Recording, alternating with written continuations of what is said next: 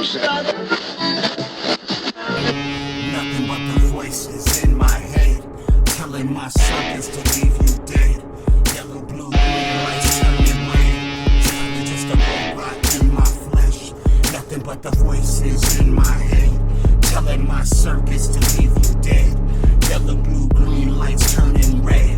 Time just a robot in my flesh. It's nothing but the voices in my head, telling my circuits to leave you dead.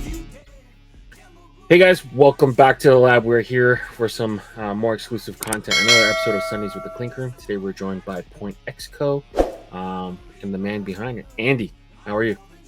Good, man. How are you? Good. We are back to get to know you a little bit better, kind of hear your history, and put a face to a name. So, welcome. Thank you for having me. And I watch your show on the weekends and however much I can, so it's good to be on it. All right, cool. So, just so that people can kind of give a bit of a background to you and your company, can you tell us a little bit more about yourself and kind of how Point X Co came to be? Like, what kind of inspired you to start your own company?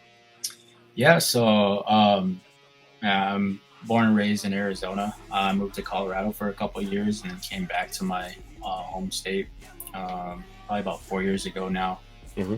And I've always wanted to own my own business. And, the idea behind Point X originally was to invest in technology in the future of, just everything, technology worldwide. I've had a couple of ideas since then. I've done some sports betting stuff, companies, and a few other things. But I found the Clink Room probably around 2022, early 2022. I started collecting MILB hats around then because just the designs were a lot better than, the New York Yankees or whatever I could get my hands on at that time. The ordinary designs. My style is more of custom and everything. So I found the Clink Room when I started collecting those MILB hats, and then I was like, man, maybe I can do this. Maybe I can. I have some ideas that I want to put on a hat and see how they do. So I got with the artist. I shared an idea with him. He did a good job at putting that onto some work. I put it on the hat. I submitted it, and it wasn't, it didn't take too well at first. I tweaked it a little bit. Then it got, put into the Clink Room right away. So basically the first, design that I submitted got approved, but there were some legal issues with New Era side, so it ended up didn't getting produced. But after that, I was like, man, I gotta keep working at this, keep putting these ideas on hats, and eventually one's going to stick. And finally, this a couple of months ago, my first one got produced onto the Clink Room, and Nightcap should be here in the next few months. So I'm excited about that. Right on. Congratulations. Always it's tough to get your first one, but like it's good to be, through and have your foot through the door and kind of on your way there. So I've been noticing that you submit pretty semi often, it's like we see your stuff here and there, collaborations and different designs. Can you take us through a little bit of like your process? Like what does your design process look like? Like where do you kind of draw inspiration from, and how do you kind of choose like which topics to kind of portray? Yeah, so I mean, honestly, a bunch of the ideas that I have or come from, I'm a moviegoer, so like I see things in movies, or I hear things in movies, I hear a saying in movies. I'm like, how can I translate that onto a hat or an idea that I have that would make sense, or would people would be well received and liked. And I hear phrases, whether it be at work, in my everyday life, or whatever else, and I'm like, oh, like what can I do, or how can I put that's towards, you know, a hat or being something that other people want to wear or what I want to wear. So I have, you know, a process of, I'll think of an idea, you know, I'll shoot it to my artist or whoever I work with. And I've been working with, you know, a few people recently on putting stuff up. I've worked with Heather Green before. I've worked with Futurezoid. I worked with Soundwaves recently, and a couple of other people have asked to collaborate on some things recently. So I have some more stuff coming up. I want to work with, you know, however many people I can network and try to get, you know, my name out there, my ideas mixed with their ideas as well. Collaborations for me are another way to network and grow those, you know, relationships with the whole Clink community. So I'm looking for more opportunities to do that as well. But, you know, I pick something, I go with it. And honestly, I never know what's going to happen with it. If I'm being honest, like Nightcap is one of those stories where I just had it. I didn't think it was going to take well with the community. It got, you know, put onto the crits and it did really well. I want to say it was almost like 50% in voting for that week. Got a contract right away and it sold, you know, I think it was 191 units or 190 plus units. And it did really well. And I've had some other ideas and stuff on the crits that I thought were better than that. And I was like, oh, this is going to go, you know, right away. And it doesn't, you know what I mean? So it's hard to say that I know exactly how it's going to go. I don't think anybody does really. So, I mean, it's still a guessing game and still getting used to that, the rejection or, you know, whatever it may be. And then moving on from there and trying to, you know, come up with something that's going to take and that's going to be produced and that everybody will be excited for when they get it. Yeah. You're in that like hard part now. So like, I think your pre-order closed around May, if I'm not mistaken. Yeah. April, May-ish, whatever. So now you're in that part of time where it's like, when does it show up? You know, does it show up to you first, or are you gonna have to see it posted by someone? But so enjoy the.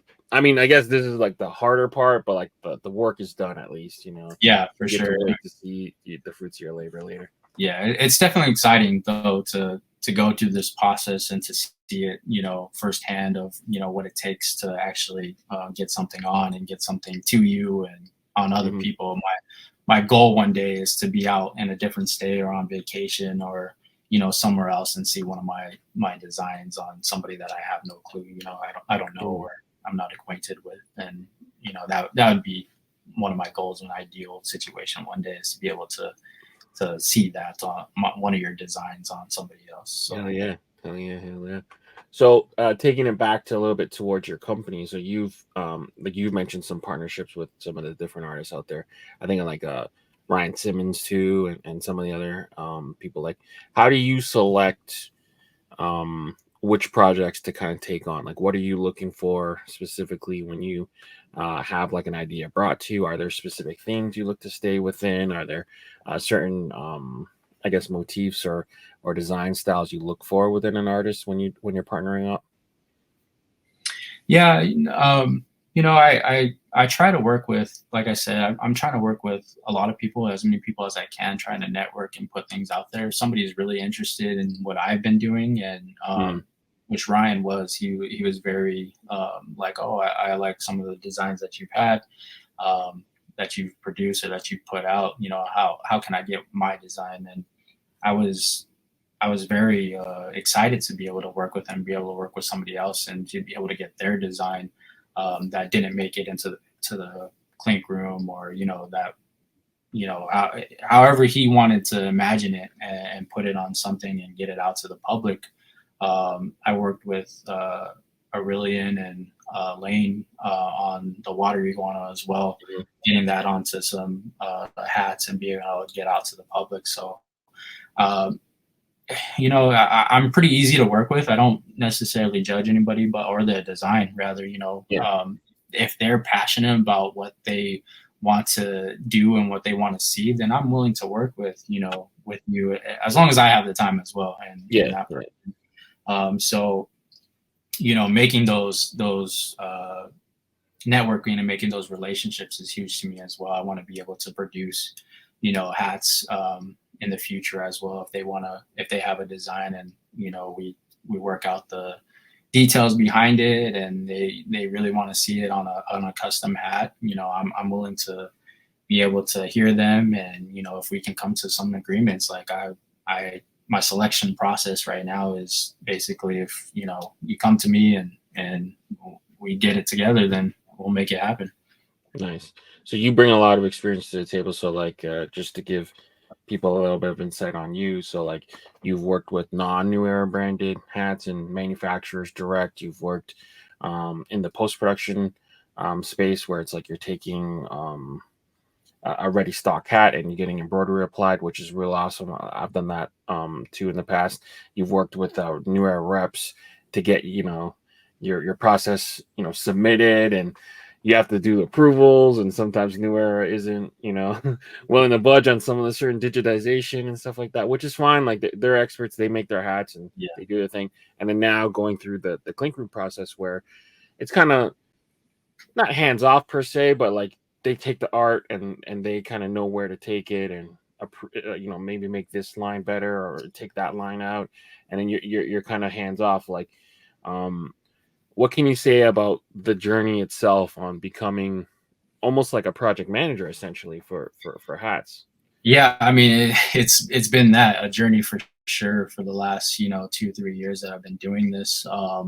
I've had to learn basically from start to finish of what it takes to digitize a hat or digitize an image, the artwork behind it. Some companies only work with this type of digitizing tool. Some companies only work with this type of digitizing tool. PDF files, from basically the whole, start to finish of what it takes to get a hat produced. And it's a huge learning process, and I'm still learning as I'm going in the last 2 or 3 years. I mean, it takes a lot. I still don't know probably half as much as some other people that are have experience or have been doing this longer. I still have stuff that I do need to learn on my own, and even when it comes to tweaking something in a hat or tweaking a line or whatever it may be, because it wouldn't turn out right in embroidery, that's stuff that I need to learn as well.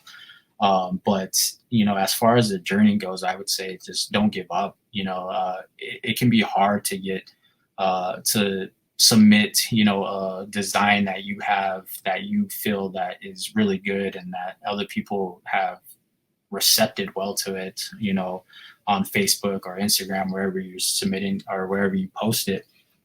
And, it goes to the crits on the Monday Morning Critz, and it doesn't do good and well in Bodie. It just because it's rejected by, some people or a mass amount of people on the crits doesn't mean that it's not a good design. There are other avenues that people can take to try to get it produced onto a hat if they want to. But as far when it comes to the Clink Room and the crits, is just keep submitting. Don't give up. If this is something that you really want to do, it's going to take rejection. It's going to take that learning curve. It's going to take that learning process to be able to get your designs onto something and be consistent with it, as much as possible. I think I took a break after my first design went through, and then I had about 5 or 6 that I submitted that never made it onto the crits. And I was like, man, maybe it's something that I'm doing. Maybe it's a personal thing. I was looking at a personal aspect, and I was like, I can't do that, or you can't do that. You know what I mean? You can't take anything personal. It's not about politics or anything like that. Clink Room's a company as well. They need to make a profit as well. They do their thing, and they know exactly what's going to sell and what's not. So you have to think of all that, even as a business aspect and mindset. Like I have to take things into consideration when it comes to making a decision on whether or not I'm going to produce something. And, as long as it's my style and I think that it's going to do well, the other person, he pitches in and does their job as well. If they want to promote it and, have their following, see it and think that they're going to wear it, then, I take that into consideration as well. So learning process, the journey, over the last 3 years has been a huge learning process, but now I'm starting to see success in it. So I've been grateful for it, and I want to keep learning from it. Hmm. So I see a big hat rack behind you. Is that your like personal collection, or is that more? No, so like a lot of it's inventory, some is Okay, personal collection. cool. I just started collecting probably around the same time that I got into it. I think I pre-ordered, I want to say in or beginning of 2022, and my Right. first one came in. I Probably a couple of months after that. Or not the pre-order. The pre-order came in about a year after that. So I was waiting on my first Clink Room hat for over a year, and I was like, "Gosh, dang, is this even worth it? To Mhm. wait this long?" And you forget about it sometimes because Yeah, yeah. And they they were just show taking up. a while. Yeah, with COVID and stuff was going on, they were taking a while.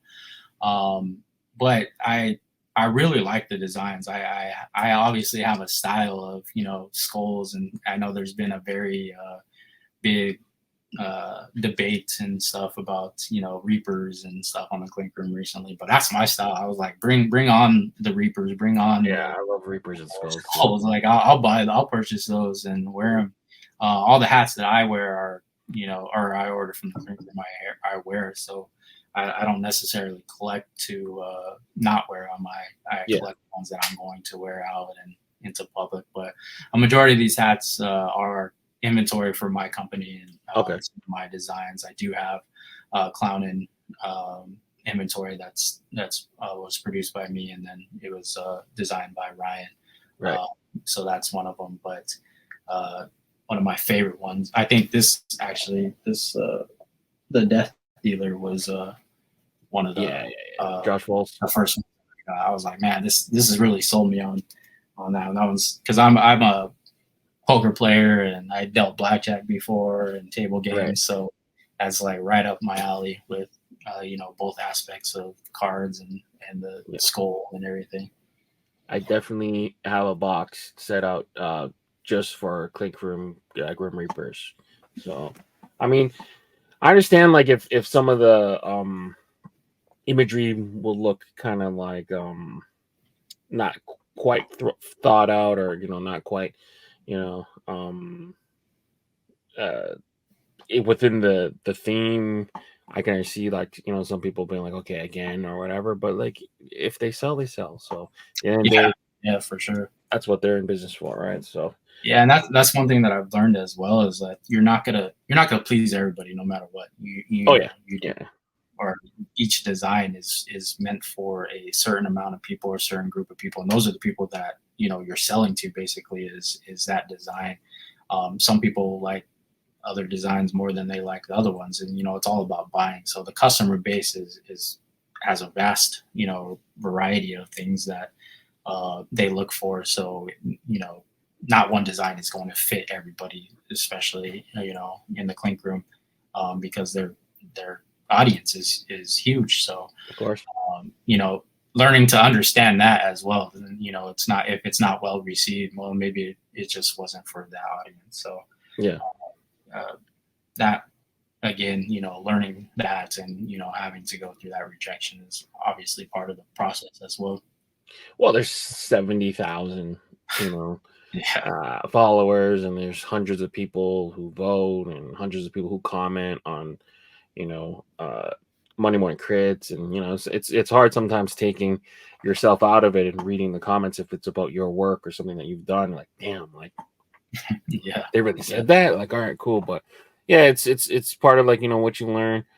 To once you start becoming a creative person, it's like like you have to learn to extract what you can out of what people are saying, and take some stuff at face value, and some other things you have to incorporate a little bit more. But yeah. in terms of the community, like how important is the community for you and your brand to kind of work well together? Yeah, so I mean, I've noticed that a lot of my my community comes from the Clink Room and comes from people in the Clink community that, you know, sees my work and may follow me, and they're like, oh, he has other stuff out. You know, he has his own website, all that type of thing. So they come over and they purchase, you know, designs from designs that I have in my shop, or stuff, you know, that they want to see, and they come to me with ideas about, you know, things that they have. I think it's really important to, you know, have that that crossover between, you know, the Clink Room community and then the community that I'm trying to get as well. I do have some people that are, you know, diehard fans of mine that are like, man, you know, I'll buy all your stuff, which is great. Like, I love that. But I also want them to be able to buy, you know, if designs go up into the Clink Room, buy my designs, you know, from the Clink Room, or support other artists, you know, that are grinding as hard as I am, or, you know, that have been doing this for a while, or if they like that design, I'm like, man, you know, vote for that design, you know. Yeah. If you really like it, if you really want to purchase it, if you're serious about it, like, don't just vote for mine, or, you know, I would never tell anybody just to vote for mine. I'm like, you know, if you see something that you like, you'll vote for it, so that way they can get a shot too.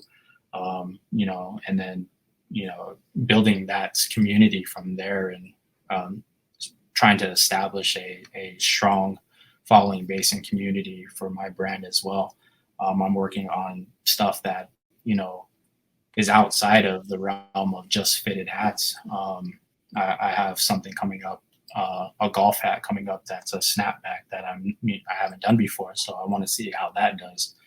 So just getting ideas, you know what I mean, from other companies and other brands that have been doing it longer than I have, and kind of taking that and finding my own space and all of that has definitely let me grow as a company, and that's what I look for as well. Awesome. Do you have a favorite artist within the Clink Room universe? I wouldn't say I have a favorite artist per se. I have a favorite. I think I definitely have a style. I'm more collective of like the black, white, gray type of hat. A lot of my designs that I do are black. A lot of what I previously did was a lot of black, white, gray style hat, all black hats. So I wouldn't say I have a favorite artist. I do like working with you know, everybody that I can, and that, you know, wants to be able to work with me. I would say some recently of Josh Foles stuff is some of the stuff that I've done.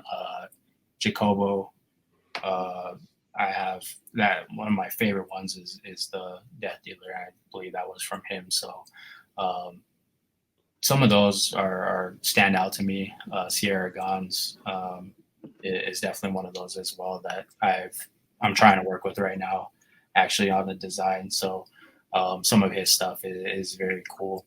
I think originally when I saw the original designs and got it first into the Clink Room back in 2022, it was a lot of Win Studios stuff as well. And I thought, you know, those designs are cool, and that style of design was, you know, something I want to try to work towards. So being, you know, as far as favorite artists, I try not to get into politics too much. It's just more for me about the design itself. So I can have artists that, you know, maybe their stuff, I really don't like their stuff, what they put out before, but then they do a design. I'm like, oh, great, let me buy that one. You know what I mean? It's about supporting each artist and, you know, every design that I like. So that's what mainly I look for when I purchase a hat. Yeah, you bring up Death Dealer, and I think like Josh Foles killed that one. Like in terms of Clink Reapers, it's definitely top tier in my book. Oh yeah, Josh Foles. Sorry, I think somebody else, but yeah. No, that's cool. That's cool. There's so many like characters out there, so many artists, and but he's a killer. The colorway, sure. The black gray with the red under, and then just the Reaper just handing you that card is just He killed that one. Yeah, that one's definitely one of my favorites so far. I have about, I want to say, 10 to 15 on pre-orders or coming in. So I'm hoping to grow that collection that I have. Perfect. So you mentioned black gray as a color that you like. So you're foreshadowing a little bit. You haven't seen it yet, but we'll cover that a little bit later. But I think I might have something that will interest you if you like black gray as a color. But let's cover kind of the happenings in the week. So Clink dropped Fresh Colorway. This one's called Mossy. So this was very similar to the Buck Off kind of colorway that Style and Phil kind of did. So they did the first real tree design with their Buck Off design, and then now we have a fresh colorway called Mossy, which is similar in that kind of palette. So black, real tree, and then olive, and then they all have different bird logos. So first question to you is, are you a fan of the real tree? I know some people love it, some people hate it. I'm in the I love it section. So I'm not the biggest fan of the that style. I do like camo, that type of thing. I think if it's done well, like it's very for me, like it has to be a little bit subtle, like maybe within the design, or not necessarily on the whole hat itself. Like that's not something I would typically wear. Fair enough. However, the owl in this one, I don't know what it's called, but we'll I cover have it seen. Okay, yeah, I have seen that before, and that one's really cool. But I know it gives a very diverse dynamic when it comes to designs for the Clink Room. So I think it's a really good idea for sure, and I think these will do really well. Yeah. So Night Watchers by Magnus was that owl. I think that one is the gem. Yeah, for sure. Of it. And these three are, I think, birds more typical to be found in a forest, I guess. So we got the woodpecker, like a cardinal, and an owl. So yeah, I think they did a great job, man. It just gives them a different flavor. This is going to capture a whole other kind of audience, more so like the license hat collector, someone that's more more willing to buy like an MLB hat. This is kind of what's popular in that realm. So I do like this shift. These three are cool. I think the Night Watchers is definitely the gem of this drop. But yeah, Paige killed it too. I'm a big fan of owls, and the whole night scene of different varieties of animals, and just the night scene itself. And that owl, it was done very well by Magnus, and I've seen it on, I think, the original version, and it's really nice. These other ones are done very nice as well. That woodpecker is really cool. Coming right out of the tree. Yeah. It's cool. Yeah, that one's done really well. The cardinal one is I have a cardinal design that it's not similar, but for this one, it's done really well. It's how it's sitting on the branch, and it's the side of it. How it's looking at that. The feathers in there have details in them that makes it stand out a little more. So that one's done really well as well. Yeah, let's take a look at the other ones. So we got Flamingo Paradise, Toucan Paradise, and Mossy, which is like a swallow. So two birds not typically found in the forest, and then a swallow. What are you thinking of these ones? I like that toucan one. That one has some good color in it. That orange makes it a little bit more vibrant. That's one that I didn't see at first. That kind of stands out to me in these. That flamingo is a little. I think it blends well with the whole hat. That tannish, pinkish color in there stands out. It makes it a little bit more vibrant. I like how it's 3D, how it's coming out of the circle and stuff, everything being in there, as well as that toucan one. And then the swallows is actually done very well as well. like I mentioned before, I have a cardinal design that I did that's like in a flying motion as well. But the motion how Aurelian did this is very very well done. I think it captures that flying motion a lot better than most of the birds that are in that flying motion. Yeah, yeah. And the cool thing about Realtree is that you're almost gonna get like a 1 out of 1 because the pattern it really depends on like how it's cut. So you really won't know what you get until you get the hat. Yeah. So no two hats essentially look the same. So depending on where the cut happens, and you'll get different things. And I know some people hunt like the Realtree stamp, like they get really excited when they see the stamp and stuff like that. So it's a little bit of like a card hunt, a little bit. Like you kind of get what you get. I love Realtree. I'm excited to see if New Era expands into different colorways. Realtree, I know white is being teased by some vendors. And I know some other colors are being worked on too. So, yeah, man, I'm excited to see where it goes. I think this is a really smart move on their part to try to capture the craze, and they probably saw how many Buck Off sold. So, it's cool that they pivoted towards this. And yeah, I like drops where they're like we pick the colorway and then it's kind of thematic. So like let's see what we got. So yeah, that's an interesting way to do it. Yeah, I like I said, I think it's a great idea that they're kind of expanding out into different design categories, and that Realtree is probably going to be very successful for them. Mm-hmm, I like that the side piece too, the side logo. That's really really nice as well. Yeah, definitely. All right. So now let's move into the last call. So these 6 designs that we'll cover, their pre-order ends tonight at midnight. And this is your last chance to kind of get them at the pre-order price, which is a little bit cheaper than if you were to get them as a fresh colorway drop. So let's cover these first 3. Dangerous Waters, Ryan Simmons, you know him pretty well. Shaka Boom by Win Studio, you brought him up. And then Close Shave by Clinker Phil. What are your initial thoughts on these 3? Yeah, Dangerous Waters is definitely my favorite out of these 3. I think it's done extremely well. The shadow on the bottom, of the shark, and then how it's popping out of the water. I think it's right now on the pre-orders the best seller on there. So I'm pretty sure everybody agrees with how well this was done. I want to see it on embroidery, how it comes out. It's going to look great.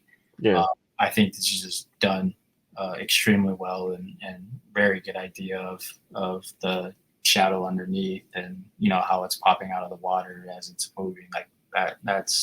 I think he did another piece as well. I forget the name of it, but it was the goldfish or the the koi. Yeah, koi. Kabuki koi, I think it was.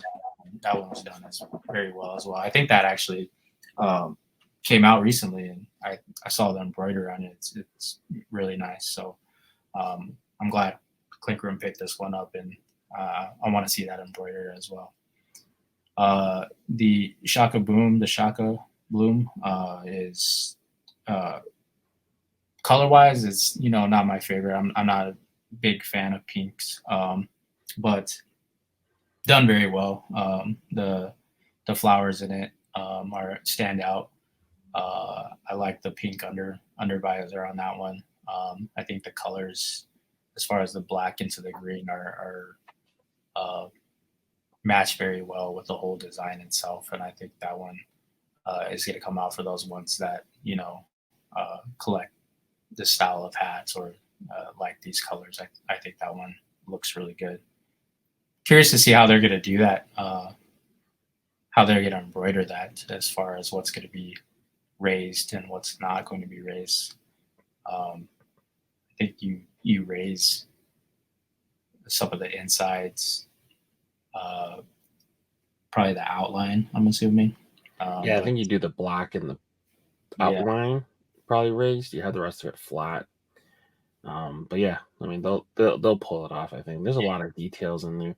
Typically, you see that floral pattern done like as like a fabric, like a sublimated fabric or something. It'd be Yeah, cool to see how they pull it off as an embroidered logo. yeah, that's what I was seeing if they would, um, like, yeah, you kind of like almost like a handkerchief style, like that type of fabric, Hmm. whatever it is. Yeah, So that's gonna be cool to see in there. Close shave is really nice as well. I really grasp that concept of the whole shaving uh, piece. The gray undervisor works really well with the hat. yeah. It matches everything very well. Uh, I curious if they, you know, had a different color for the button. If they put a gray on there, if it, make the logo stand out anymore, or the Or whole. even white. Yeah, Yeah, yeah, yeah, white or gray, or a lighter color in there. But I'm big into changing the button colors and having the eyelets a different color. That's one of my things that I like to do when I started. But I don't think they do that with too many designs, so I let them take care of that now, and I keep it kind of simple, but uh, different button color for me for sure. But other than that, it's a great logo, great design. yeah. I think whenever you're mocking up hats, they always look better with different color eyelets. Um, I think in practical sense, though, it may hurt the design because a lot of people Hmm. would prefer tonal. It's just an aesthetic choice, but Yeah, definitely they do. For me, at least personally, they do look better when you mock them up with different color highlights. It just gives you an extra color to play with, and it's usually yeah, a color yeah. pop too. But yeah, I think the gem out of here, I'm with you. Dangerous Waters. Ryan Simmons, just such a talented artist. He took an image, and the advanced color play you see here with the blues, there's just like really subtle differences within the blues, but it makes it look like it's physically underwater. I think he did a great job. And then the under visor is like that shadow color too, so it's like almost like a progression. I almost wish the button wise, I almost wish he used a white button there to kind of like Uh, yeah, mimic like the bubbles or like that little yeah, piece of white rippled water even. But yeah, yeah. I think that it's an Even excellent the logo. eyelets on that would have been kind of cool too, like maybe the bubble pieces, or something Yeah. floating up. Yeah, exactly. And then That would, Phil, man, Phil has so much personality with his designs all the time. He's like the master of cartoon, like he's not really known to do um, a lot of like realistic style yeah, um yeah, images, but like any like kind of like neo traditional cartoony, like he's all about it. So I'm with it. And then Shaka Bloom is like a cool like Hawaii, Miami Vice stylish kind of hat. It reminds me of those old LeBrons from mm, back in the yeah, day. yeah, Miami definitely. Nights. Yeah. But a good trio here, definitely. We got Brain Rot by Sierra Gons, Merc Instrumentals by Heather and the BP Mercs, and then Timekeeper again by Sierra. So Sierra had two in this pack here. What are your thoughts here? Uh, Brain Rots is done very well. The colors in it just stand out. Like Hmm. to me, all the green, the yellow, how he messes with the pinks. Yeah, I mean that one's done very well. I'm pretty sure that I pre-ordered Timekeeper though. That one to me is the best out of this group of hats. Um, I'm a big fan of the skulls. I'm a big fan of the Reapers, like I said before. Hmm. So the Timekeeper one, I'm trying to get more into colors and greens and Yeah. blues that I don't have. So that one to me stood out amongst all the other ones that for pre-order for this group. So I'm pretty sure, if not, I'm going to for sure before it goes out. But uh, I'm pretty sure I did order that Timekeeper one. That was done really well. I'm not too familiar with the um, with Heather's. Okay. I don't know the backstory to it per se. So I'm assuming they're somebody they're mimicking somebody, or it's a design. Yeah, Something. so BP merch, so that's Blaze Rock, and for the B, and then the P is Paco. So Okay. BP Mercenaries, they've long been the soundtrack of the Clink Room. I use them for all the music that you hear Nice. within this channel. They allowed me to kind of sample the Merkstrumentals, which is their instrumental album that recently dropped. Yeah. So this is kind of I think they teamed up with Heather to do the artwork for their album, but they've long been collectors of the Clink Room. Nice. They've always been great partners to Casey. If you watch Views from the Vault, they do our theme song too. So they're forever kind of within the Clink universe. So Paco would be the guy with the glasses, and then Blaze is the guy on the left. So nice. Yeah. she kind of gave them caricatures that are Kongish. So I think she did a great job. I think that's a must. Yeah, definitely. Heather does a great job. I worked with her on a couple of other designs as well before that we've collaborated on, and she does a great job with her work, and she's gaining more and more. It seems every week and every month followers. She's a powerhouse now. Yeah, she's killing it right now. So yeah, shout out to Heather. I'm trying to see if she's interested in a couple of the designs that I had too. So I think it's done very well, and I'm sure it captures them perfectly with the cartoonish style, and then their own features as well. So it looks really nice. Yeah. In terms of Brain Rot, it was cool to see him kind of pare down the colors, because I think initially when I saw the design hit Critz, I was like, "There's no way they do it with I think he had like 50 colors in it. Now it's down to like a standard 9, I would say probably. But either way, I think that design is killer. Sierra, man, powerhouse out of Canada. He teamed up with Bueno Biscuits for the Brain Rot, and then Timekeeper's solo project. So I'm in a good week, man. This is tough. A lot of artists fighting for your money. Sure. Get your pre-orders in for midnight, because I think this is a pretty solid 6 to me, to be quite honest. But yeah, that's always the case too. When you have a solid 6, or whatever's in the pre-orders for that week, is trying to compete with those, and hopefully it does well enough to go into production and get those enough for pre-orders. But definitely a solid 6. I'm 99% sure I pre-ordered Timekeeper, and I'm looking at Brain Rot too, if I might not want to miss out on that one either. So definitely I might pre-order that for sure. All right, so now let's move on to the shock drop. At time of recording, the shock drop hasn't dropped yet, so you'll get to see this for the first time ever. VHS Sunset and Killer Sunset are both back, this time in different colorways, and they have the Clink Classic side patch adorned to them. So what are your thoughts on seeing these two shock drop for the first time? I'm definitely going to get that the Killer Sunset for sure. Like that's my style right there. The black with the gray, yeah. That's legit. It looks really nice. I like the simplicity of it. The black, the gray, the white, and how it all flows together.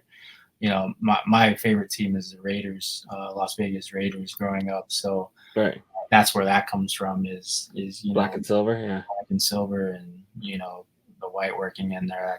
That's what I look for. A lot of my collection is black and white, or black and silver and white. A lot of my designs I do are those colors for those reasons. So right on. That for sure I'm gonna pick up. And the green under visor really makes it that classic style look of the old 90s, fitted hat. So really nice. I like that one. I'm gonna pick that one up for sure. VHS Sunset is done really nice as well. I've seen this on a couple of different colorways, and I think they keep coming out with different ones, and they make it look perfect every time. I think the embroidery in it is done very well, and it really has that VHS look to it. That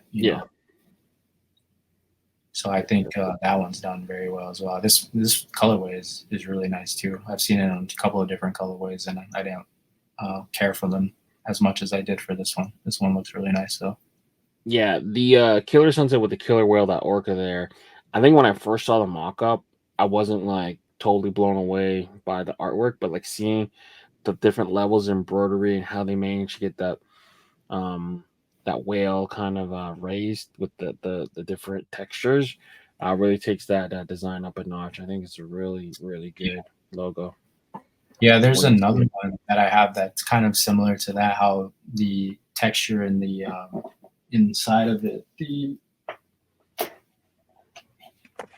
forget what the name of it is, but how inside, how it's, the waves in it mimics the sky, or how it fills it. Yeah, it's done very well. They embroider these really well. This design is done really well as well. One of my favorites with the purple in there. But that's kind of similar to the sunset one. Yeah, I like how they capture those details in there. That one's done very well as well. I can't wait for that one. That one's exciting. Yeah, for sure. All right. And then moving forward, this is an early preview. So just to give you a little bit of a backstory on this, when initially I started doing the Sundays with the Clink Room content, I would film the episode with the featured artist, and then we would sit down and recolor a couple hats. So after a while, we accumulated a bunch of designs. I ended up submitting them with Casey, and then he ended up picking his top 12. So this is the first half of my drop with the Clink Room. So these will be available Tuesday for general public, and then Monday for VIP. Nice. So we have a lot of black, a lot of silver. So this is perfect that you're here. Yeah, that bottom one, the cat one, definitely stands out to me. Again, my style completely. I'm definitely gonna pick that one up for sure. Who's that one by? 40. So 40 swords. So 40 did the top one, the fourth one. So the two wolf in sheep's clothing. The one below that, which is Killer Cereal, and then the one below that is 40 as well. So he did 4 of them. Okay, yeah. That one for sure is done. I like that patch on the side too, that Clink Room patch. That's really nice. I think that with the gray under visor just flows really well. Again, my colors are definitely my style, what I like to see. That top one's really nice as well. The which one was that called? The top one? So that's Swinging Shams. Shams, yeah. That one looks really nice with the green under visor. They're all done very well. So they'll all either have green or gray under visors. There's nothing else. Yeah. So in my collection, they'll only be green or gray. Yeah, yeah, for sure. I'm kind of partial into the red under visors as well now. Okay. When I first started, I never even thought about it under visor. Like I was just like, it didn't even cross my mind.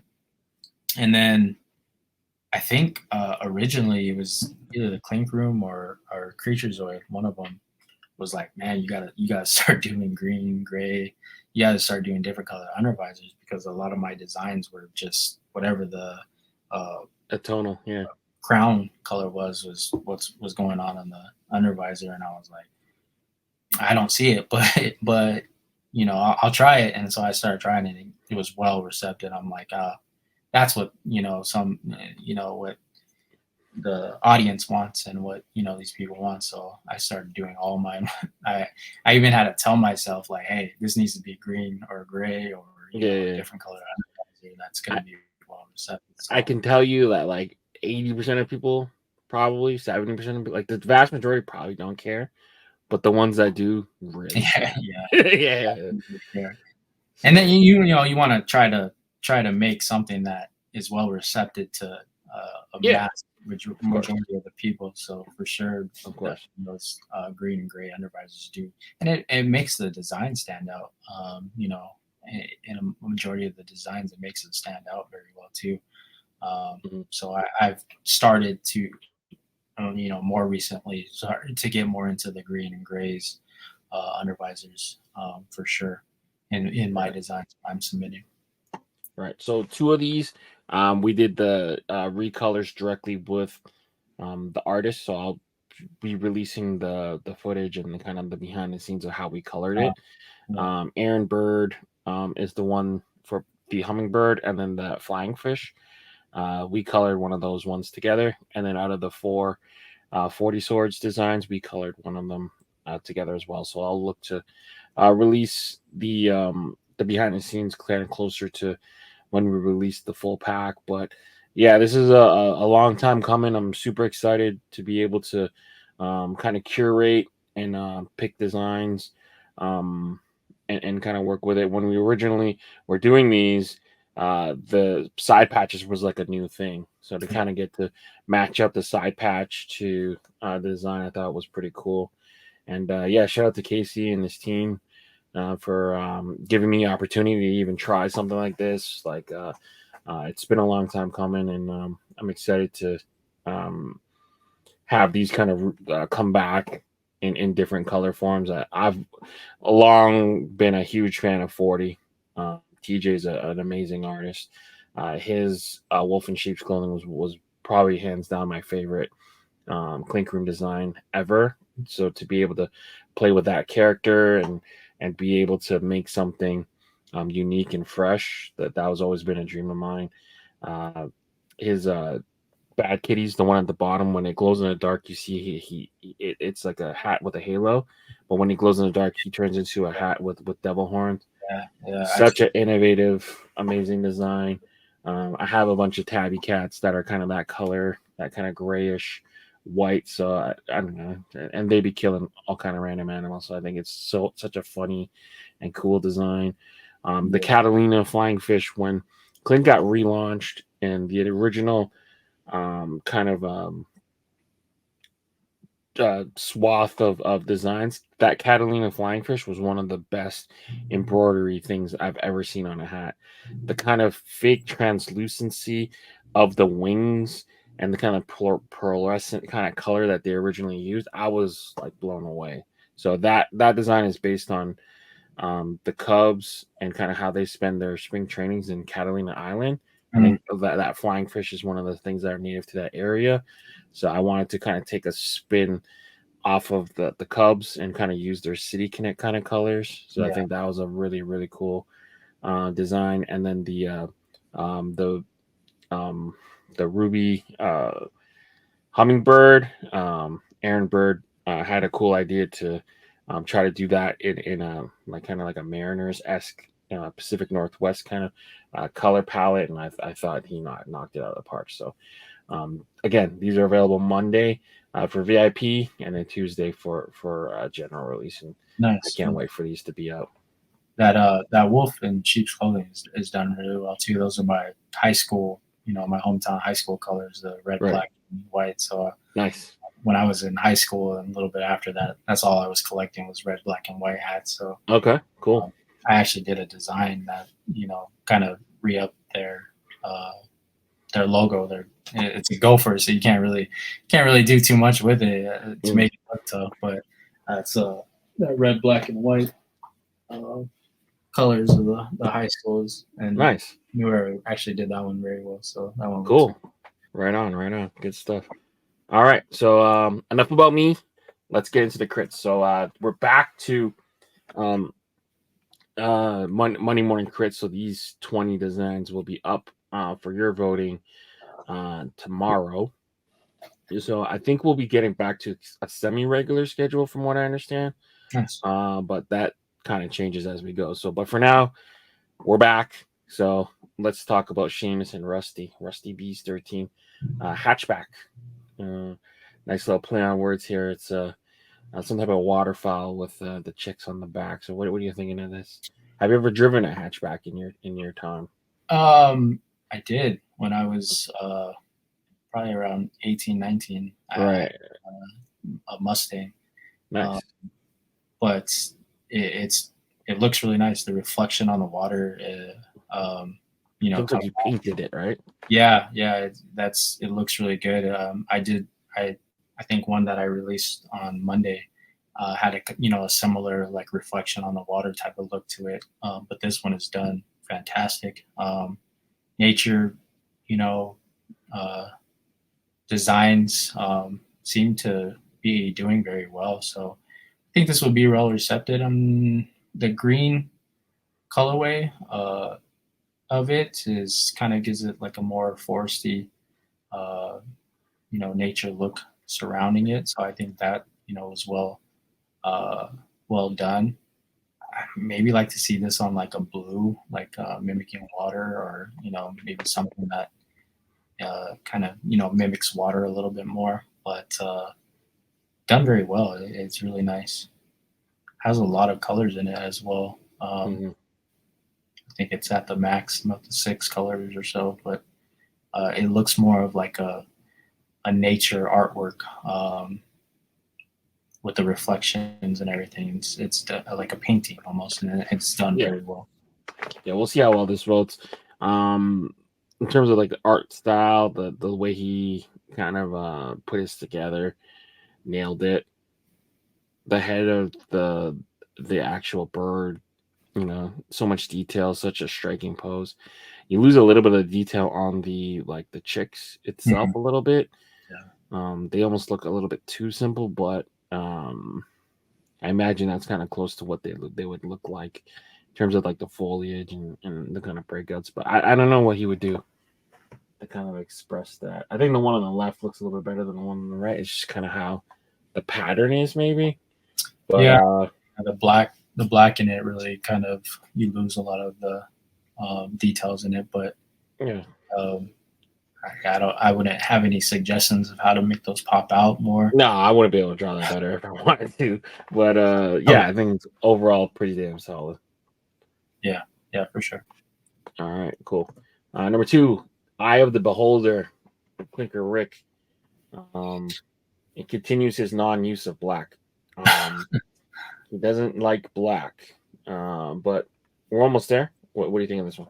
I think his style really works for not only him, but I like the way he designs his style of not using black, and using the negative space to create some of his designs. I think I picked up a couple of his recently. For sure, the more simplicity of his designs. I think it was the fan, Mm-hmm. I forget what's the Fan actual. for life. Yeah, exactly. And then he just had one coming out on Friday that I'm going to pick up too. It's kind of a peekaboo one. Yeah. I think that was done by him as well. That I'm going to pick up for sure. I love his style. He, I've actually talked to him recently about some embroidery stuff. I think he's very well knowledgeable about how embroidery works. Yeah, he's been in that world forever. Yeah, so I've actually reached out to him about some embroidery stuff for me and my business recently. So I like the style, I like the colorway of this hat. That gray with the green, really the green under really makes it stand out. It's a really nice design for sure. I definitely like what he did here. Yeah, he almost used like a lime green almost as the undervisor. Yeah. That kind of peachy, kind of salmon of the rose really stands out against that like charcoal gray. The blue, if he uses like a metallic blue gray, I think that would kind of that'll look real cool against the gray of the hat. I think overall really solid. It kind of reminds me a little bit like an Ed Hardy Affliction, a little bit, but without all the douchebaggery around it. Yeah. So I think he nailed it. Graphite Grind. Seamus is back here with the Gemini triplets with him. I don't think a lot of students nowadays understand the perils of having to sharpen your pencil down to a nub like that. I think most people are taking their notes on like computers and laptops now, but definitely something in the 80s and 90s babies would definitely Yeah, yeah, struggled for with. sure. What are your thoughts? The 2.0 pencils are definitely something that they don't, recognize these days. It's just all computers and screens and Yeah. everything else. But I like the X in it. Obviously, I'm a fan of the X, but done very well. You can see the chew marks in it, where people used to chew on their pencils when they're bored, or have that taste of the paint, yeah, in your mouth or whatever. But done very well. Like I said, I'm a big fan, obviously, of big supporter of the X in it. I don't know if that's what they were going for here, but I like the idea of the when you got so bored you were chewing off your eraser too. Rip the piece off at it to throw it at them. You can tell those bite marks in it that's been sharpened down. They've been sharpened down, to about the nub of everything. So done very well designed. This would have been a nightmare to even write with those tiny little nubs of pencils. Yeah, sure. But yeah, it brings you back to a time that the colorway, reminds me of just like school. And I don't know if they were popular back when you went to school, but like the Space Maker pencil cases and the different binders and stuff like that. Yeah, this takes me back. This definitely has a nostalgic feel. I think they nailed it. Yeah. All right. Number 4, the Lurkers. Oh, hey, nice. What are your thoughts on this? I'm sure you hate this design. Yeah, this one's terrible. Like, I don't think this honestly, when I did this design and I first did it, I first saw it, it was in a different colorway, and I messed with the colors a little bit. I was like, this is too simple. Like, nobody's gonna like this. You know what I mean? Like, this is another like nightcap, basically. I'm like, I'm gonna put this out there, and I know I'm gonna get some criticism behind it. But I put it out, and it was like well received, and people seem to like it. So hopefully it does well. Hopefully it votes well. The idea behind it, the story behind it is, if you ever go camping in the woods, or if you've ever been camping, or out in the forest. I was recently camping. You always feel like this sense of you're being watched by something, not human, like not people or whatever it may be. You always feel like you're being watched, just because of watching too many movies, or that growing up with those stories of the woods, and how it's creepy. So I wanted to capture something that reflected that imagination of, oh, this is what's looking at you, when you're being watched, or when you have that feeling of being watched in the woods. And I think this colorway is definitely my favorite out of the two that I put out. And I think it has that spooky feeling to it, of how the colors in there of the woods, and the scenery behind it, how it's like a smoky gaze, is just kind of creepy in itself. I actually didn't really like this design at first, but it's growing on me. Being able to capture that and have people like it is definitely my goal, and that's what it seemed to do whenever I put it out. So hopefully this does well. Yeah, definitely. I think one cool thing that you do here, you're playing with like the advanced like light sources. So like even the ghost, it's not just one color of white. It's like a little bit darker towards the front, and then he's got a little bit of a highlight color.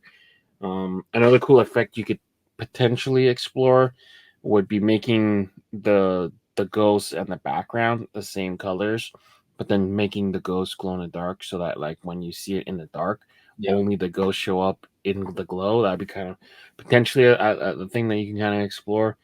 But yeah, this is it's rad, man. It's like hearing a story about it and kind of getting your perspective on it. Like it's a cool little design. Thank you. Yeah. My original thought was kind of similar, but making their eyes glow, so that way it kind of like has Okay. you're looking into it, and then is it an animal or is it is it something Kind of that, go safaris in yeah, Africa. When you yeah. point it, the light in the Exactly. dark, you see like all the lights kind of Yeah. illuminate. Yeah, that'd be cool. But when it came out, or when I came out and worked with it, I was like, this doesn't really make too much sense as far as this particular one. So kept the eyes black and dark. But Yep. sorry about that. Nah, you're good. You're good. All right, cool. So number 4. Let's see. Number 5, School Spirit. Rick is back this time with the Creature Zoid. To bring you little kids ready to go back to school. What are you thinking? Yeah. So definitely the same character. I'm assuming that he's been putting out that I've been ordering for sure recently. I think it's cool. I think it's for whatever reason this character kind of stands out to me a little bit. The simplicity of the character itself, and it's a new character that has a showing a pattern now in his designs, and I like it, man. It's really cool. It's really simple and really well thought out. I'm a fan. I'll probably pick this one up too if it makes it. I like the colorway. I like how he changes his colorways and his designs to reflect whatever he's trying to imagine. The school spirit in this one is definitely works for me. The use of the negative space, matching the hat and the body and the face there is definitely something that's going to make it stand out even more. Yeah, this is the first time I think he used like this phantom peekaboo kind of character on a bright color. It's interesting to see it on this like blue and red, like Cardinals, Rangers esque, Houston Oilers, and then the outline it's like because it's on such a bright color, I almost would want to see how this would look with a black outline. Yeah. But I think it's a cool design. Yeah. He comes from the C school, so either Creature Zord or Clifton School, Letterman jacket. Yeah, this is rad. It's got a lot of personality. I'm with you. I like this character. I think like it would be cool to collect this as like a vinyl or a little like a K Robot thing or whatever. But yeah, I think they nailed it. Yeah, this character is probably either third or fourth one that I've seen that that has gone in and that I seen. I see what you're saying with the black, but I think the white on this really makes it like pop. It kind of works more. too, right? It makes it look like a spirit. Yeah, definitely. It's almost like a like an X-ray version of it, which is really nice. So I like this one. I really think this one will do. The other ones I've done really well in voting, so I think this one will actually do very well as well for those school, college like hats that people collect. So this one's nice. Even for his other ones, like Fan for Life, I saw him do like different recolors and different colorways just to kind of express the fandom you have of a specific team or whatever school, even. So yeah, it's just kind of taking it that next step further instead of just recoloring an old design. Is taking like an old design and putting a different twist on it, which is awesome. Yeah, definitely. All right, number 6, Capricorn. Sierra Gons is playing with horoscope names now. So the Capricorn instead of a Capricorn. What are your thoughts here? Very, very nice usage of colors in the tail. Mermaid, mermaid like. The outline is really nice. That yellow with the stars around it makes it really stand out very well. I like that outline. It works very well with this. I don't know if even if you put a white outline, I don't know if it makes it stand out, but very nice, very, very nicely done. not necessarily my favorite colorways, colors in this, but I do like the teal in it. But as far as like the purple and the light purple working together, it's uh, and the yellow, it's not technically or usually my favorite choice, but um, Kongs do do very well. Yeah. I think so. It's a different take on Kong, um, one that I haven't seen before, which is cool. So um, very nice though. Yeah, there's a lot of cool elements he did. First off, the pun is good. The Capricorn to the Capricorn. Kong's like a used motif that is obvious within the Clink Room, with that being kind of the mascot. The purple with that kind of vice blue, baby blue always works well, I think, with like the Charlotte Hornets. And then he's got the purple with the golds. Purple and yellow are like complementary colors, so they'll always look pretty cool together.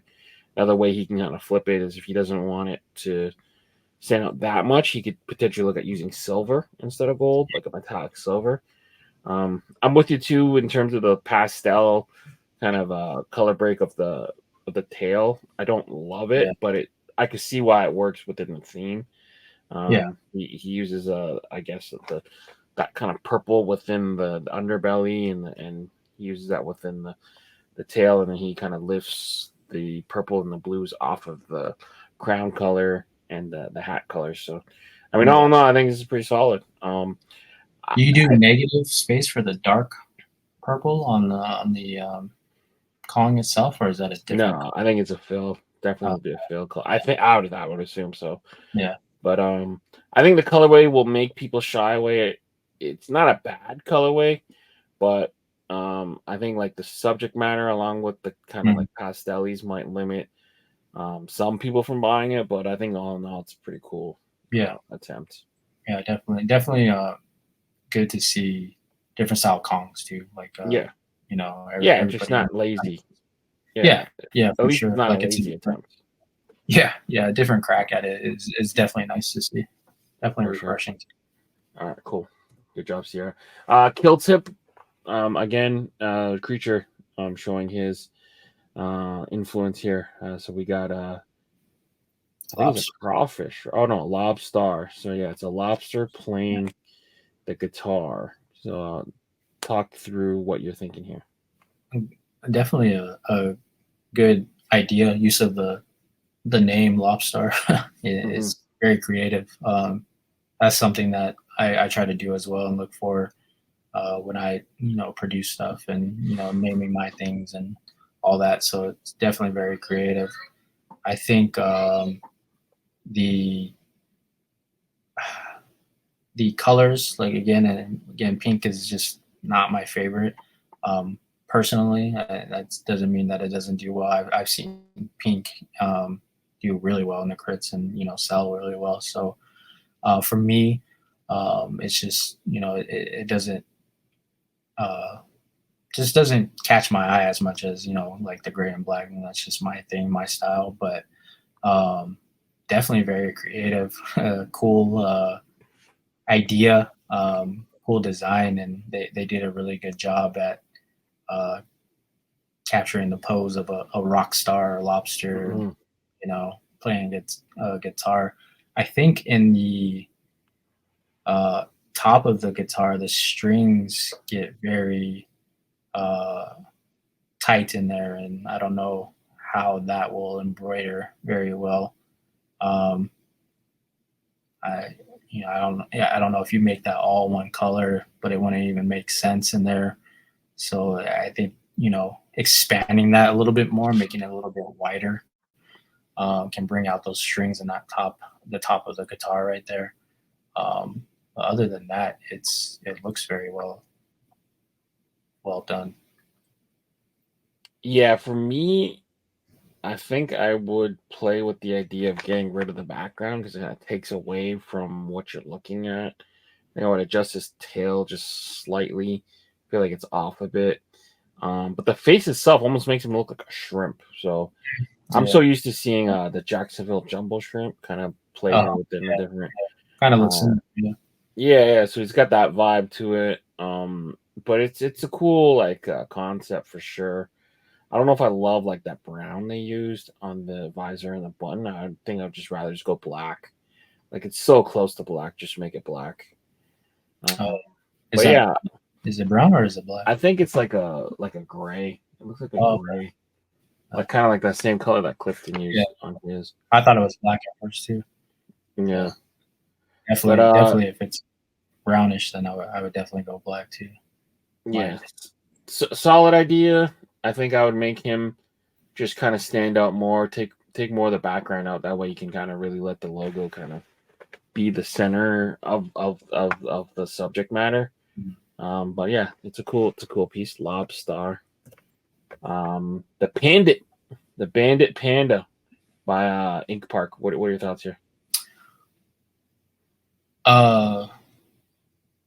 This is they need a if you catch that, they said it's done by me, or they have me tagged.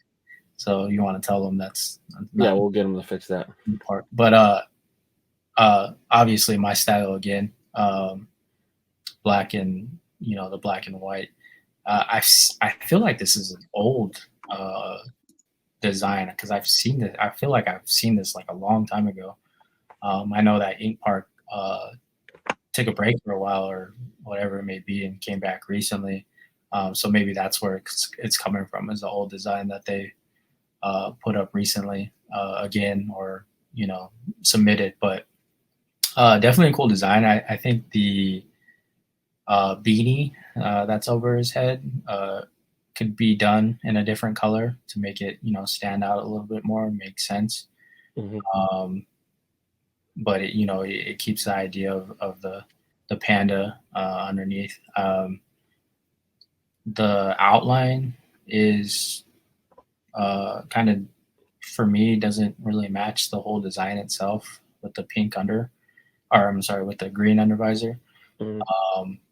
I would maybe, personally, again, this is just me, but maybe a red outline matching the tongue, or a silver or gray outline. But that's just more my style. I think it makes it stand out a little bit more. But again, I think for me, I would like to see the mask beanie itself be a different color than the panda's face. Yeah, I think it, like, if you don't know the name of it, you almost can't tell it's a panda. So I think it just needs to look a little bit more like a panda. It almost looks like the trash raccoon. Yeah, trash panda from the Trash Panda mascot of I think it's Rocket City. Yeah.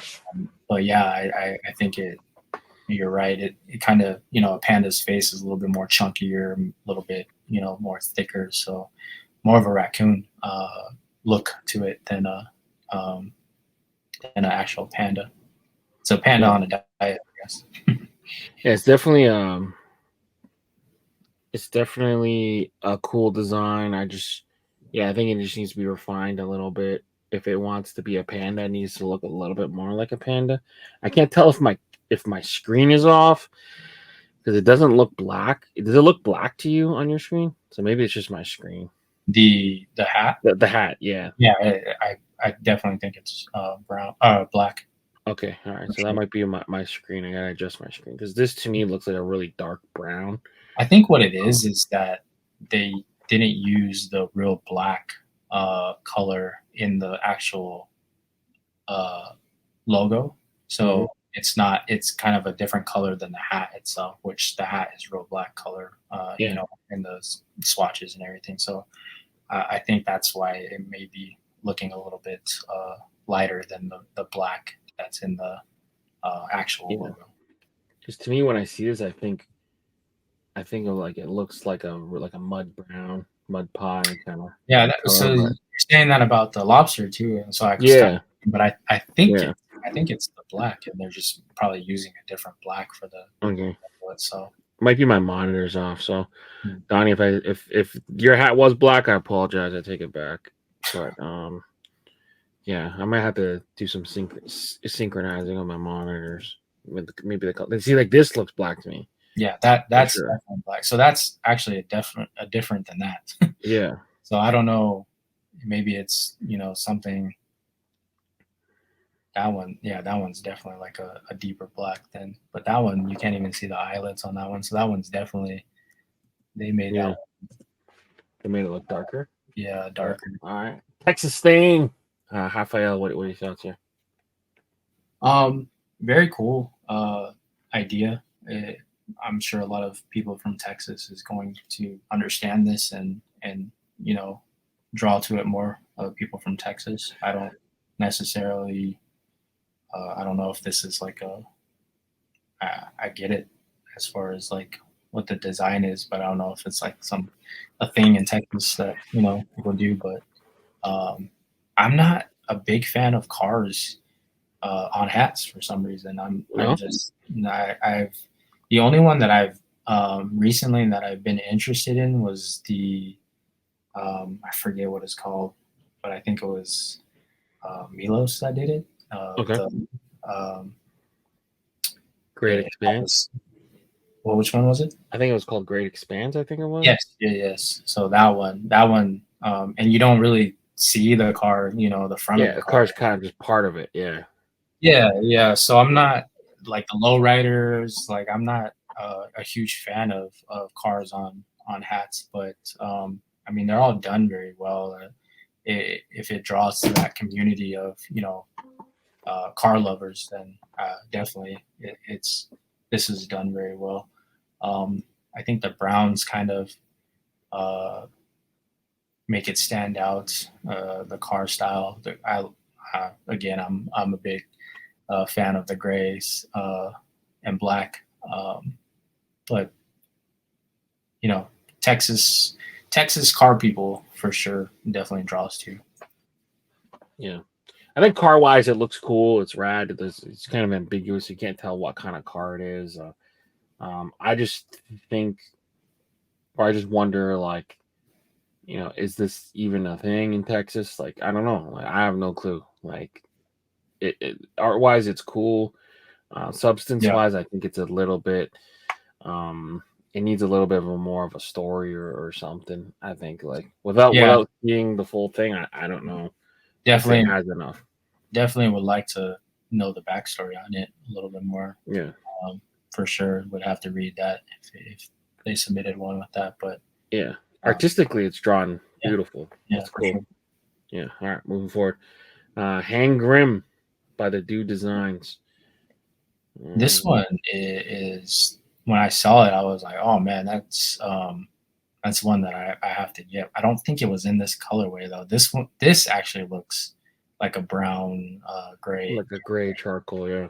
Yeah, to me. And then the black on the inside.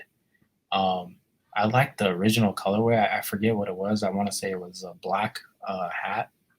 But it almost is too big as far as the actual design itself. I would kind of want to see it a little bit smaller. I'm sure if it does make it in, that it will be a little bit smaller than that, because it almost draws past the line on the bottom of the hat as well. But I really like this design. I think it's very similar concepts. I'm a big fan of the skulls and the reapers and all of that, but the Canadian, I forget which one this was called, but very similar. The skulls. I like the thought process of this one and the design of this, and definitely if it makes it, it would be something that I pick up for sure. Yeah, definitely. Solid one by the Dude. All right, moving forward, we got Hellhounds, Adam Von Olden. What are your thoughts here? I originally saw this. I think it was on one of the shows, the Monday Evening Critz. I thought it was really cool. I thought it was really neat. I'm not a huge dog person, but I know that the Clink Room and the fans are pretty big dog people, and they like to see these different types of dogs on hats and everything. So I think it will to hound people that like hounds will read very well. I think they'll understand it, they'll get the idea of it, and it will be receptive. I don't know if there's enough people for it to catch the eye of, but it's done really nice. I like what they did with the eyes, how they made the eyes stand out and the glow, and the horns on the hound itself to make it that hellish devil look to it. Done very nice though. I really like this one.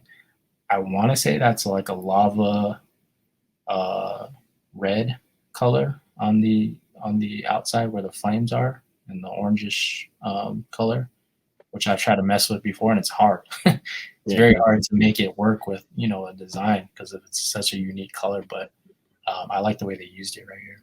Yeah, this one goes against like that kind of general thinking that all dogs go to heaven. Like Basset Hound from Hell.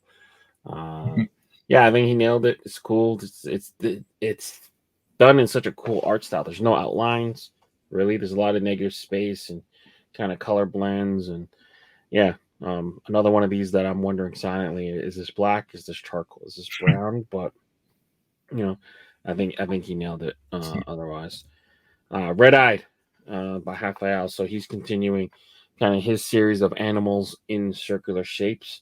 So this time it looks like a tree frog. So Raphael. Yeah, I've I don't think I have any of his hats. I don't. The style is you could tell that it's his style. Every time I see one of his pieces, I'm like, oh, I know who that is. But it's his style is done very well with the animals and the nature and everything as well. I don't know why, but something about everything that's came out is just not appealing to me for some reason. It's not my style. It's not something that I would wear. However, I've seen that he's done very well. He gets on the crits just every Monday or every other Monday now, and this one it stands out to me. The eyes stand out to me. I think you can make it look cool. Maybe making a red tongue, going after a fly or a night fly and that's makes it glow or something. You can do it a little different, but I don't know about this one. I don't know how well it would do or not. Yeah, I think for him, like he just draws like these hyper realistic kind of animal portraits and kind of nails it that way. But in terms of like substance or character, there's not much other than like here's just a cool image of a frog. Like I think that's kind of where he needs to take it to the next level to make it kind of connect. The Panthers, how people connect. Yeah, the Panthers that he does are done very well, and I feel like people have a purpose or a meaning to them, but some of them are just it's like you can add that extra factor in there that's going to make it stand out even more, that people want to buy it. And this one, like I said, maybe you add a red tongue, going after a firefly or whatever it is, and making that glow or something. Add something in there that's makes it stand out a little bit. For sure. All right, 13, the Yeti Kong, Sierra Gons, Todd Mazie. What are your thoughts here? The red eyes to me stand out very well in this, right off the back. Very good play on the Kong. Like I said, I like seeing. I've had a couple of things that I've submitted with Kong, but I like just the play on Kong for whatever reason. The Kongs in different styles stand out. People, I like. This particular is done really well. I've seen a lot of Todd stuff recently. So, seeing a lot more of that with Sierra obviously is a legend in the Clink Room. So, done very well. I think this is a cool idea. I think the colorway on this is really nice too, having that light blue under visor. I really like that colorway. And he's got like the climbers pickaxes, and he's got a lot of the elements of the original Kong. You can see it beside it, like the same kind of mouth structure, the same nose, he kind of expanded it into his own style to turn into a Yeti. Yeah, I think this one's cool. I like it a lot. Yeah. All right. Moving forward, Death Metal Sound Waves put together this one. It's got the that kind of urban camo. Not sure if that one is available to use, so he might have to change that in terms of the undervisor. The two little rock devil horn hands. He's playing a rock concert in like the cemetery. Looks like this one's kind of rad. What are your thoughts here? I like it. When I originally saw this, I was like, oh wow, it really stood out to me. I like the red crown for sure, with the black visor. I would, if the that camo isn't available to do for the undervisor, I would definitely say probably a red undervisor would work really well with this, or a light gray undervisor. But initially when I saw it, I was like, wow, that's a really cool idea, really good. Maybe moving the hands a little bit back more, so that way it looks like, you know, they're coming out and they're watching the show, or they're in the crowd, or, you know, something. Yeah, be a little too close. Yeah, it kind of seems like it's maybe a little too close, like he's right over them. So maybe adding them, you know, off to the right or back a little bit more would be a little more eye-popping. But the cemetery take on it is really cool.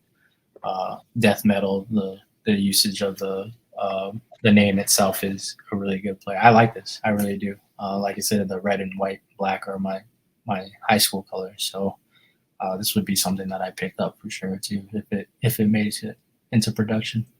Yeah, it's got like that kind of trash polka vibes, with black kind of thing. I think this is a cool one for sure. Another mix on a skeleton skull. So I'm definitely right on my alley for sure. All right. Land of Fire. Oh, Milos is getting his House of Dragon vibes in here. Are you a Game of Thrones fan at all? No, not necessarily. I didn't watch. Okay. I'm not a TV like a show type of watcher. Really? I'm more movies. If Game of Thrones was in a movie, I would probably definitely be a fan and then definitely want to watch it. But I'm just not a TV show watcher. Game of Thrones is unique in that it's almost a movie every week. Everybody that I talk to that watches is like, oh, you have to watch. You will love this. Yeah. I was like, If you like movies, to me, it's the best show on TV. Yeah. But this is beautiful. I had an idea, not dragon related, but more Native American related, similar pose and valley that I was going to do. So when I saw this, I immediately was like, oh crap, like, you know, that reminds me of exactly what I was going to do with the trees and everything as well. But I like this. I really do. I think the orange in it is with the river, you know, the orange and the double orange river, or the different color of orange in the river, and the sky, and then the outline is really nice. I like how the dragons, some of them are basically shadows.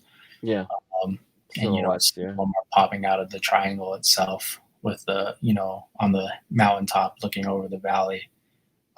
It's really nice. I like this one. I'll definitely vote for this one, and this would be something that I would like to see go into production as well. I think maybe like make the dragons a little bit bigger. Maybe the two on the side, so that way they're coming out a little bit more. But I almost feel like you don't need the two back dragons, and you can just make the other ones bigger.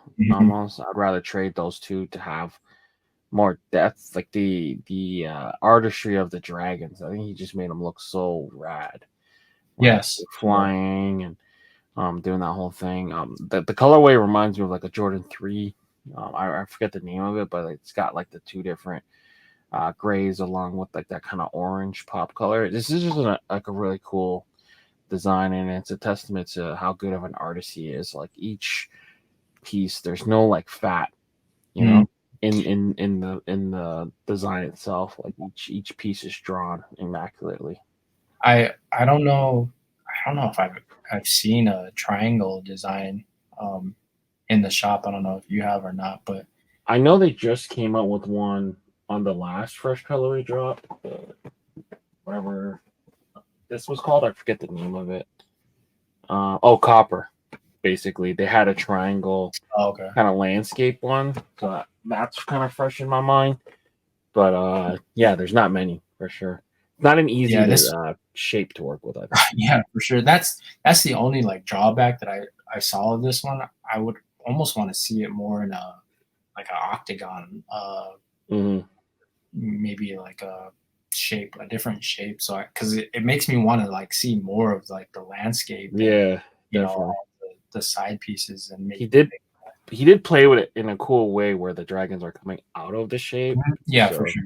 He definitely played it right with the shape itself. But it almost leaves me wanting to see more of the whole scene itself, and maybe he could have messed with the dragons and made them bigger with a different shape. But definitely well done. I really like this one. Yeah, just the way he drew it, man. I wish I could just zoom in and kind of see the details, but yeah, he nailed it. This one's really stretching the boundaries of the embroidery too. Like he's a rad artist. All right, Midnight Mischief. So I included the glow in the dark portion to kind of see where the glows occur. So you see here, it kind of turns into a very angry raccoon in the dark. So Soundwave teamed up with Creaturezoid, and yeah, what are you thinking here? Yeah, big shout out to Soundwave. I think this is the second one that I've seen in this crits for him. Like I said, I've been working with him recently too on a few designs, so I'm glad to see his stuff is making it on. Definitely my style, my voting or my preference of colors in the hats.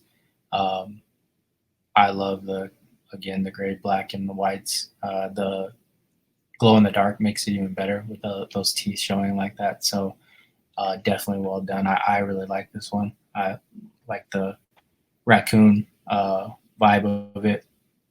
I don't know necessarily if without the glow in the dark, if the bottom of it is his stomach or like part of his body or what that is. I think maybe could have messed with a couple of different ideas.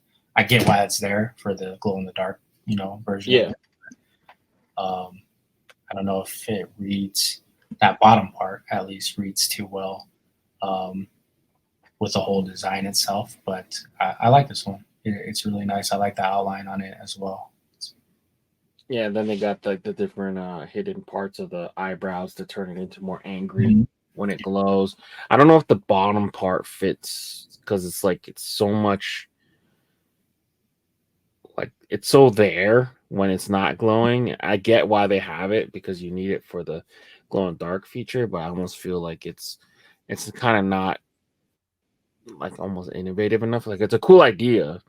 He's like a cute kind of raccoon, and then he's like evil at night. But I don't know. I think the execution is just off a little bit. I think the concept is cool, the art's cool, it's good, but I think the transition to glow is hard. Yeah, you work with that bottom part a little bit better to make it read more of the non-glow version.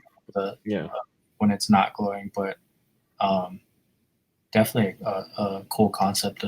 Great colorways. I like this one. Yeah, for sure.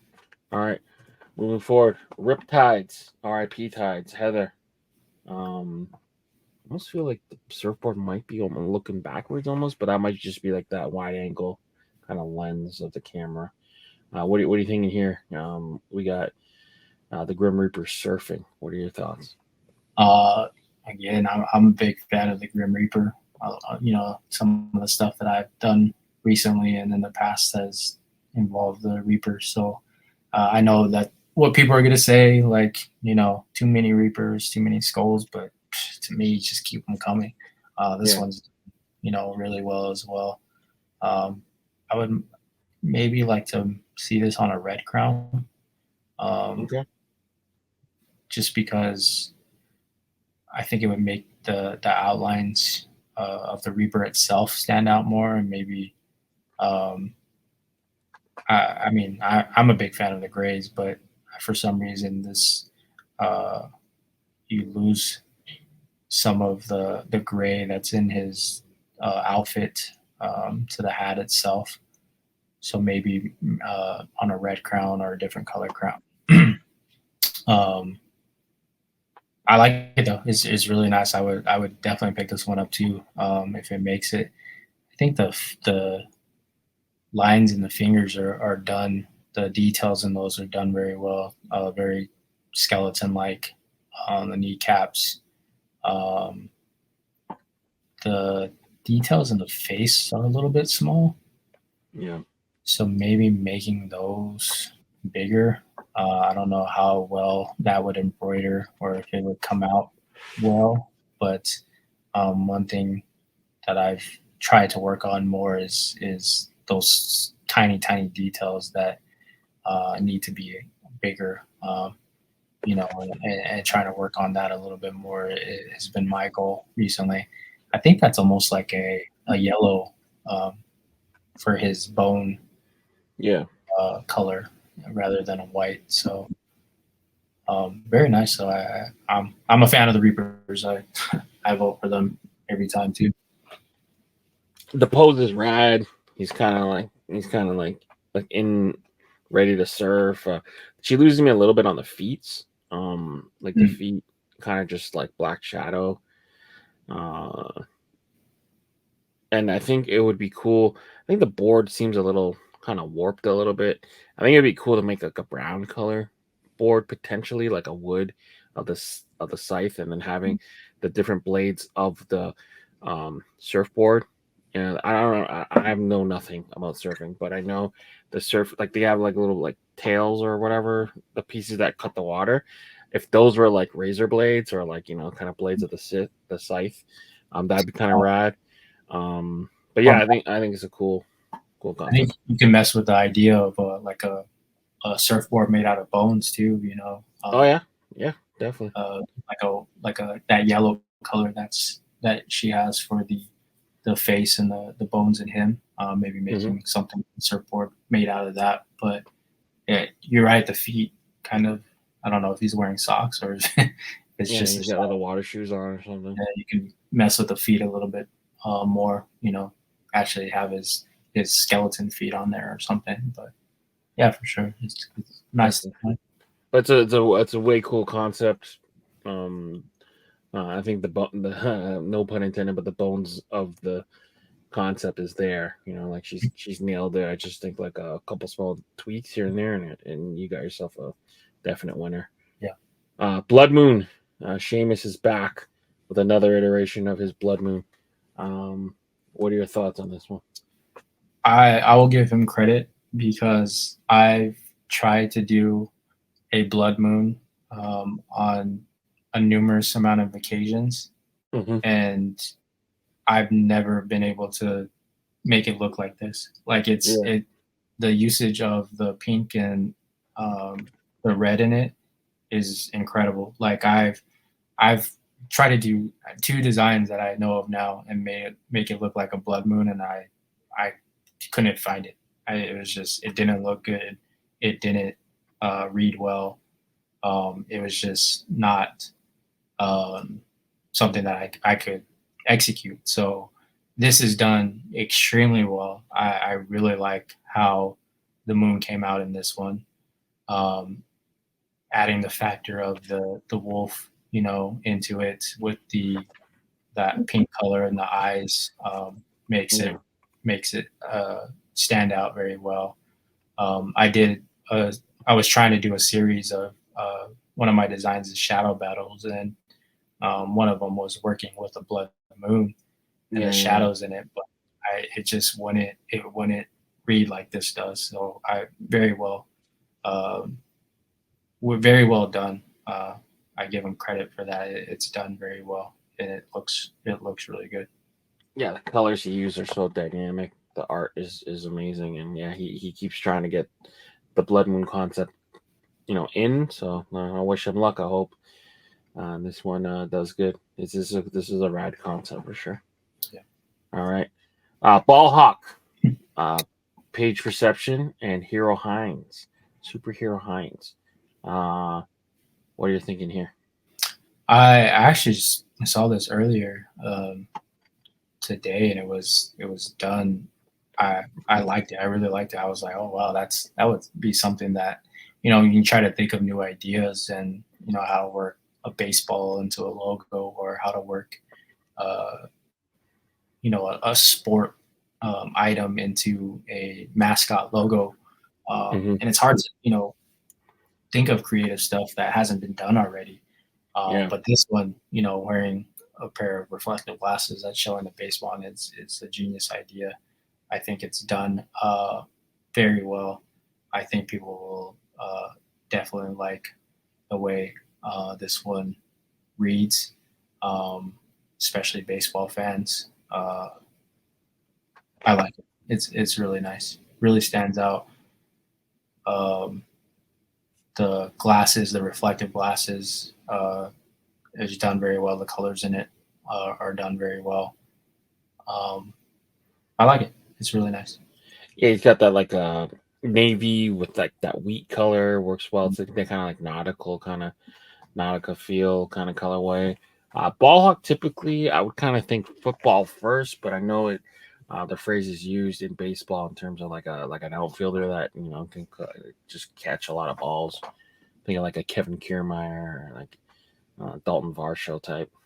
Just running and catching everything. So yeah, I think they did a great job with this one.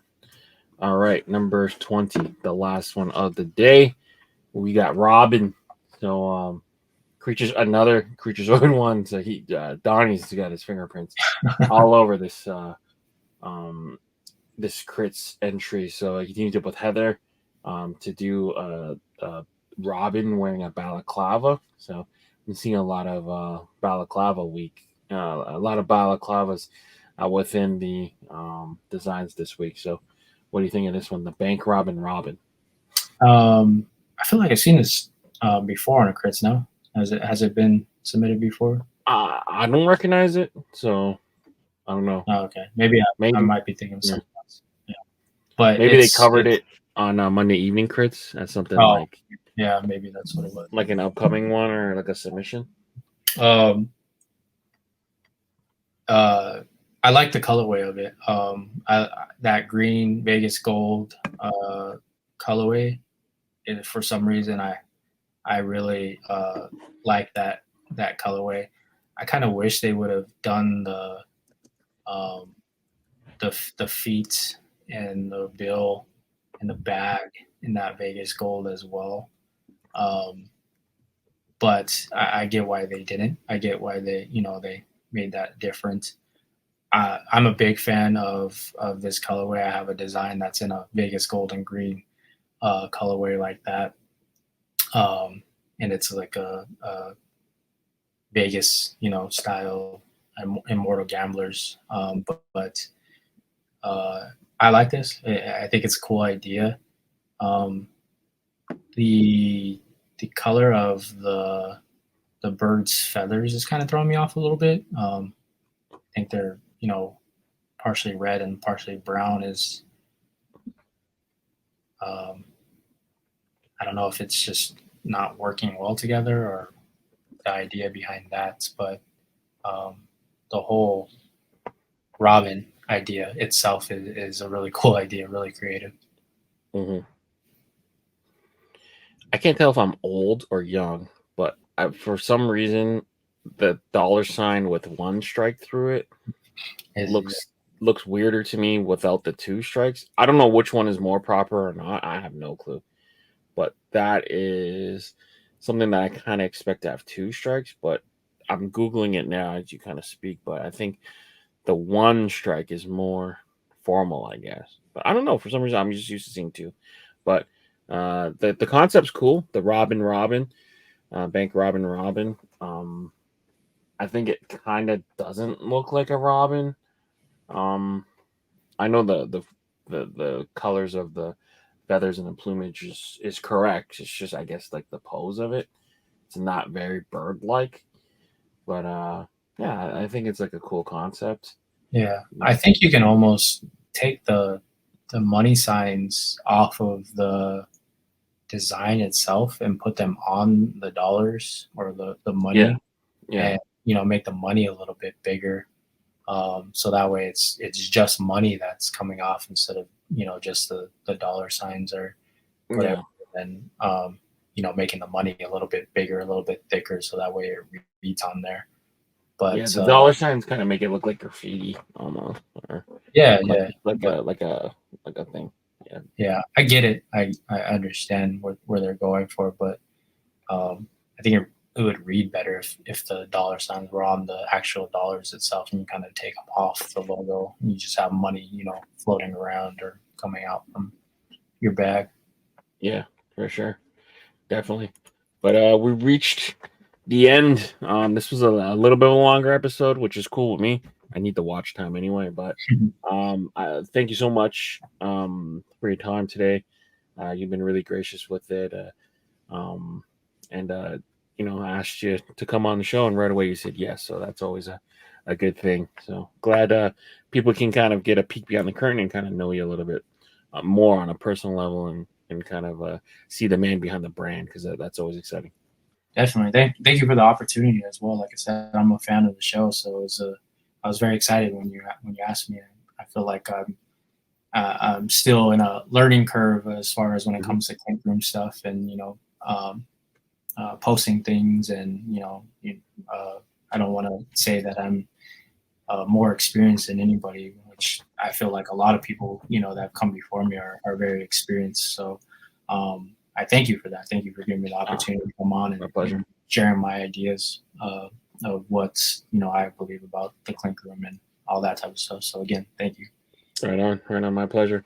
Where can people kind of find your work and kind of get connected with you? I mean, Instagram is my biggest avenue as far as new stuff that I have that I post. That's mainly the platform that I use to be able to put my new stuff out there. But they can go to my website as well, pointexco.com, where they can purchase stuff that I have out, and that new stuff that's coming out. I do advertising on there as well whenever like Nightcap made it onto production. So whenever stuff hopefully in the future goes to the Clink Room, you can find that little link to there as well. But definitely Instagram. Check me out on Instagram at pointexco to keep up with my stuff. Hit me up on pointexco Instagram DM if you want to work with me, or have any ideas, or just want to stop by and say, hey, I'm a very good listener, so I want to be able to network and meet my fans and have those conversations. Right on. Perfect. All right, so make sure you guys give them a follow for Point X and Leon. We out of here. Peace. Bye.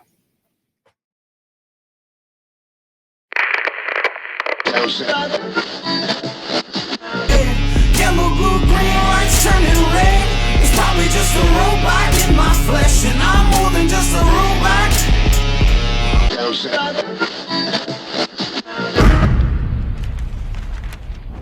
Brought to you by VFTV.